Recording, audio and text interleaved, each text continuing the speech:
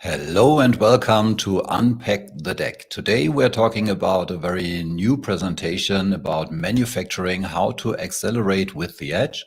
And I'm happy to have my colleague Christophe with me. Hi Christophe, how are you doing today? Hello, Sven. Super happy to be with you today. Good. So do you want to introduce yourself? Absolutely. So, hello, everyone. I'm Christophe Roux. I lead with them the Azure Stack HCI business.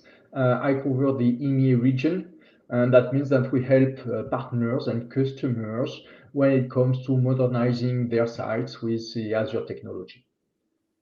Yeah, and I'm happy that you took the time to present this deck to our audience today.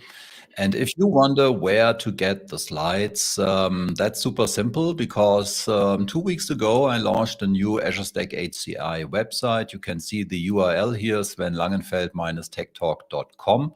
And on this website, there is a segment called Sales Resources, Sales Readiness, and there you can find documents and videos as well. And here you can see the recording of our session. And you can download the PDF and the PowerPoint. So if you want to do that, you're welcome. And please bookmark that URL because everything I know so far about Azure Stack HCI, resources, presentations, white papers, useful links, and whatever I use in my daily Azure Stack HCI business is on that website. So it could be the best choice for you as well to stay up to date and get anything you need for your daily Azure Stack HCI business. So I hand over to Christophe, and he's going to present this awesome deck for you. Thank you, Sven. So we will see today how this technology and set of technology will help manufacturing customers modernizing their production sites. There are many challenges and there are many questions coming, and we want to bring part of the solution. So let me go through the agenda of the session.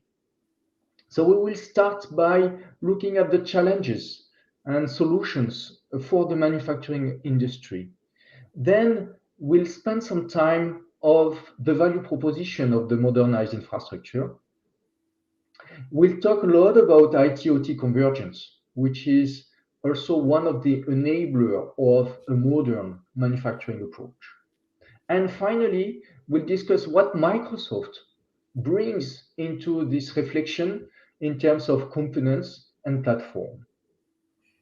So let's start with the challenges of the manufacturing customer. So I am meeting customers almost every day. So I don't know, I had maybe thousands of meetings, of customer meetings behind me.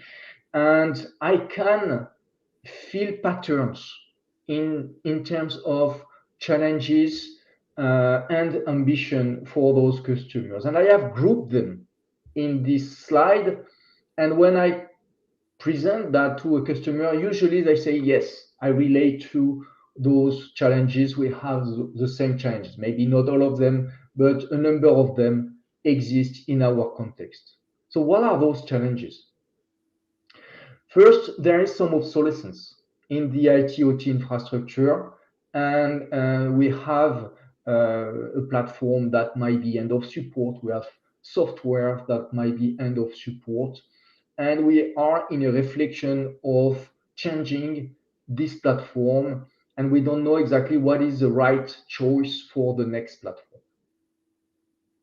We have increased security threats.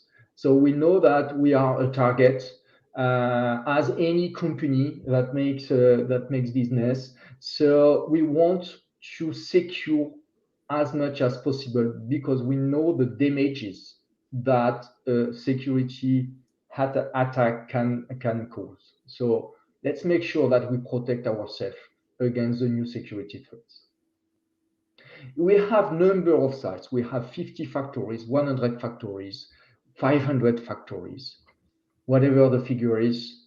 It's complex to administrate that infrastructure at scale, to do a patch and update at scale, to maintain that in operational condition. So we really struggle with those kind of challenges. We have compliance constraints. We manipulate information that we have to keep private, and so we need to make sure that this information stays on premises. Or we also have quality standards that we need to respect, and so we need to comply with these quality standards. And at the same time, we have a roadmap of new use cases that introduce artificial intelligence, that introduce new processes. And our current infrastructure is not designed or was not designed at the time to support those new use cases. So this is a situation where we are now. So this is what I hear from most of our customers.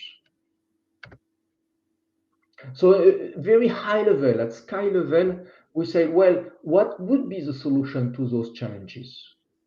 First, we need a solution that hosts the legacy applications. And secondly, we need the same infrastructure to be ready for the next use cases. So basically, what we talk about is a platform.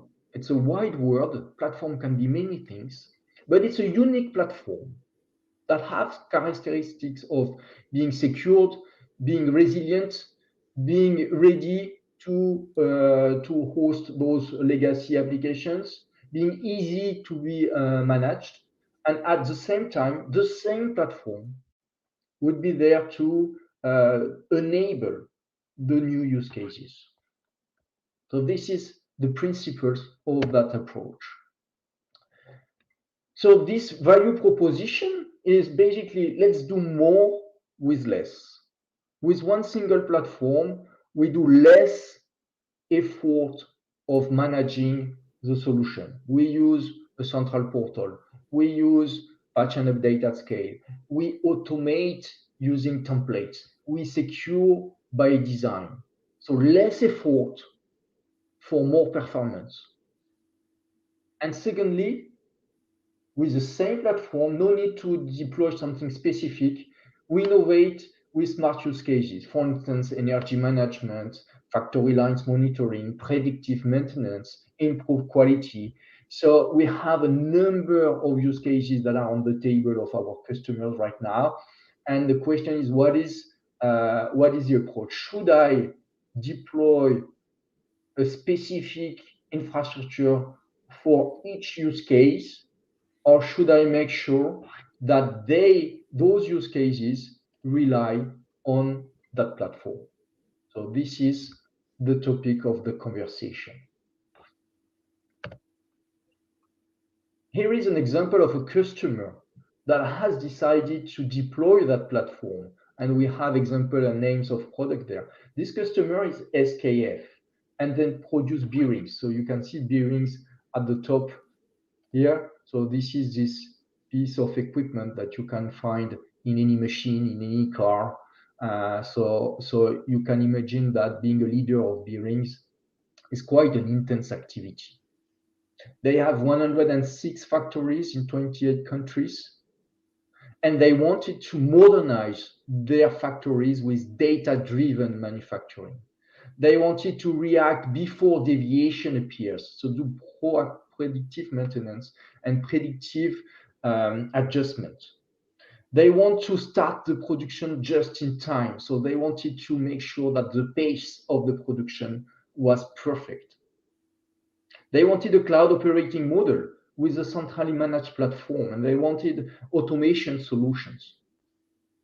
So they have deployed that platform that is made on-premises equipment that runs on Azure Stack HCI. You see that there. So there are some databases, there are some monitoring, some backups, some update management, some Kubernetes, some VMs. And all that is connected to Azure. You can have access to their stories and how they present it in the links at the bottom. But what is most important is the outcome of deploying that infrastructure. There are two outcomes. First, it led to 40% of saving on the hardware. So they moved from a 3-tier infrastructure to an HCI infrastructure with Azure Stack. And even more important, they reduced their OT downtime by 30%. So basically, by modernizing their infrastructure, we see a direct impact on their KPIs, on their business KPIs. So this is a great example on how modernizing the IT infrastructure of a factory leads to better business KPIs. Christophe, do we know where the reduction of the OT downtime comes from? Is it because of easier update, patching solutions, or? I don't have the details, but it's probably a combination of many things. Reduction of the maintenance window, as you said, faster patch and update, resilient infrastructure. Instead of having one server for one use case, put all the use case on redundant platform, so redundancy. And this is probably that combination, and probably the architecture of the application also has brought benefits. So overall, that's a combination of maintenance, of fault resiliency, and of application design. Okay, that's good news. So OT downtime is always a bad situation, and a reduction of 1/3 is good to have. Yeah, thank you. It's significant, yes. So now there are other topics that those manufacturing customers raise. It's a problem of changing the culture and the processes in the factory. You don't change, you bring a new technology, but my people will have to learn new things. How do you do that? How do you integrate those new technologies in my resources, my skills, and my processes? It's key. And so here we talk about the IT-OT convergence. So IT-OT convergence, what does that mean? That means that there is typically an organization that is in charge of the back office, the IT team. And there is an organization that is in charge of the operational infrastructure, it's the OT team. Okay, this IT team and OT team can work with different technologies, with different processes, and have different skills. They might have even a siloed organization, which is typical to what we see. So those leaders in those manufacturing customers come to us and say, how do you help me bridge that gap between the IT team and the OT team? And this is what we'll see in the next slide. So this is where organizations are in some cases, not all of our customers, and well, the size of the gap between the OT team is really dependent on each case. But it's quite frequent that we have siloed organization. An IT team with its infra, its data, and its app applications, and an OT team with its own infra, data, and apps application, and little governance, co-governance between the two solutions. So what is the next step to that? The next step would be, look, you can keep your solution completely isolated for security reasons. You can keep the manufacturing systems isolated from the IT systems, but you can share the same control plane. So your IT team and your OT team will use the same Azure portal, for instance, the same automation process to deploy a VM or a container, and it will go to different architecture. So we start to put in common the solution, even though the perimeter must be isolated and secured from one another.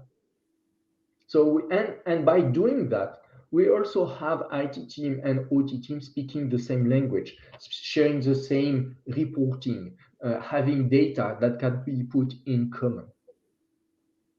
Then the next step is to add the data plane and put the data plane together so that you can have very valuable insights. You can have data driven, as SKF was saying, you can have a data driven manufacturing in place. So you take the data from all your factories. You take the analytics from your IT solutions and you put that in the data platform. And then you can really improve processes, downtime, flows, logistics, etc. Still, the infrastructure below can remain isolated from one another. So you can still have your IT system isolated from your OT systems, but the data flows to the same platform. And then the question will come, but how do I have the skills to do this data analytics? How do I have the skills to modernize my application and run on a joint DevOps platform? It's just a matter of deploying to an IT server or to an OT server. Should I hire specialists in my IT team, let's say specialist of Azure Kubernetes, or just say Kubernetes, and another specialist of Kubernetes in my OT team? Or should I create a kind of entity, a center of excellence that delivers services to my IT team and OT team? And in this center of excellence, I have the skills and I have the processes to deploy new components in the IT solution or in the OT solutions. And then I can create that set of practices, of best practices, to optimize the way I operate my infrastructure and to optimize the way I manage the data I generate. So we are moving from a siloed organization to a collaborative organization in the middle. And then in the end, we have a converged organization. Of course, we can go even further than this diagram, but that shows the journey our customers are taking or need to take in the future. The question there will be for Microsoft as a technology vendor, for Microsoft partners, is how do we help our customers in this journey? How do we help them being the transformation agent in that journey?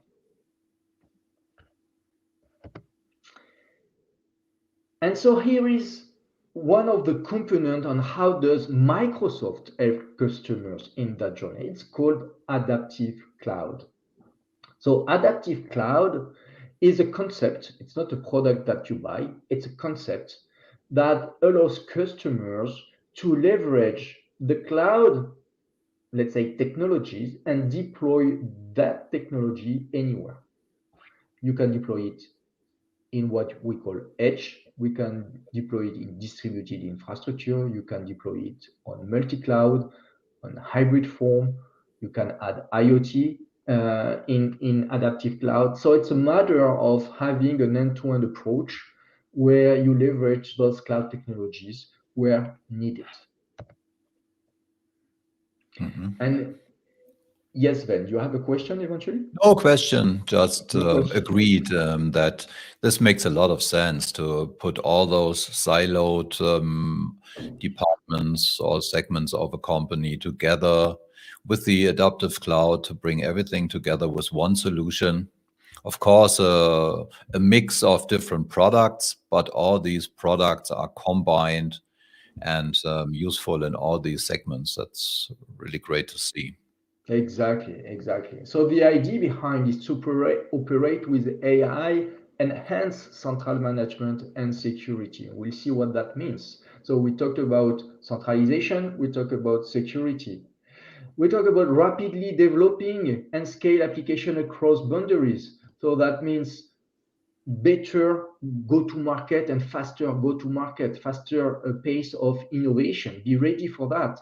And we talk about cultivating data and insights across physical operations. That's exactly what we mean. It means putting all that data together so that we have more insights and we can take more decision, more, let's say, data-driven decision. If we look below those concepts, there are products, there are set of products. So in the central management and security, you will find resource manager, monitor, policies, defender. So a set of services that allows customers and partners orchestrate the solution at scale, centrally, and automated. You can even have Microsoft Copilot for Azure to ask questions and say, and for instance, ask where is your Azure Stack HCI? What is the status of the clusters? You can really talk to Azure and have information about your assets. It's particularly important when you have hundreds of factories and you need to find the information rapidly. Then you have the cloud approach to develop new application. You have Visual Studio, GitHub, Azure Kubernetes Service, serverless with functions, app services. So how do you bring all those new ways of deploying application, DevOps, and inside the factories? And finally, you bring all those data together with IoT operations, with SQL, with Microsoft Fabric and machine learning, so that you really take the advantage of the data that you generate. All those services can run in the factories on top of Windows Server or Azure Stack HCI, enabled by Azure Arc. It can even run on other infrastructure, but I have just mentioned those two.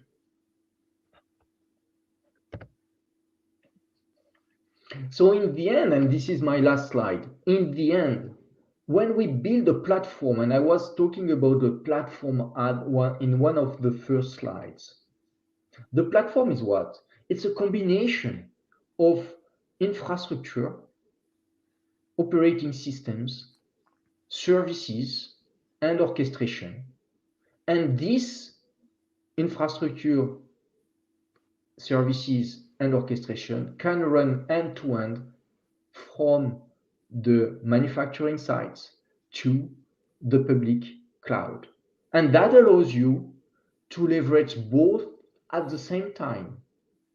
Let's take an example on artificial intelligence. We talk a lot about artificial intelligence right now. It exists for years in the manufacturing sites. We call that machine learning, and we use it to do, for instance, quality control, analyzing video streams and detecting or pictures and detecting defects in the goods that are produced. These machine learning models can be trained in the public cloud on Azure and then deployed in the factory. And in this factory, you do the data inferencing. So you will analyze the video streams and extract the information, valuable information. It's a way to combine the public cloud with the remote site. Or you could, another example, because you have a common set of services in the factory, like data services and app services, you find them in Azure. You could do your dev and test in Azure and deploy your application for local execution on Azure Stack HCI. So you see the benefits of that. Now imagine that you have hundreds of sites and you want to keep those sites always up to date. From the Azure control plane, from the portal there, you just have to schedule those updates and then program there from the Azure portal and launch the update on the firmware, the BIOS, the drivers, and the Azure Stack HCI operating system at the same time. And when we were talking about reducing the maintenance window, this is one of many examples of how this infrastructure helps reduce the maintenance window. So if we look in details in this infrastructure, on the right, you will have the Azure data centers. On top, you have the Azure operating systems, which, by the way, includes same components like Hyper-V is also present in Azure. And on top of it, you will find VMs, containers with Azure Kubernetes. You will find Azure Virtual Desktop. On this Azure Kubernetes service, you can have data and app services and machine learning. You can deploy your application on top of it, and you administrate everything from Azure. And you find the exact same approach on site. So hardware that is validated and that is procured through our partners, operating system from Azure Stack HCI with compute, Hyper-V, storage spaces direct, and networking with software-defined networking. On top of this operating system, you can run virtual machines, Windows Server or Linux. You can run containers with AKS, same the AKS that here. And on top of AKS, you can run Azure services, Azure native services, but executed locally, like Azure SQL Managed Instance or Azure PostgreSQL, or app services, deploying a web server, for instance, or machine learning. You can have the virtual desktop as well, running locally if this virtual desktop needs to be connected, for instance, to local systems. On top of that, you will have your application and the same as your control plane.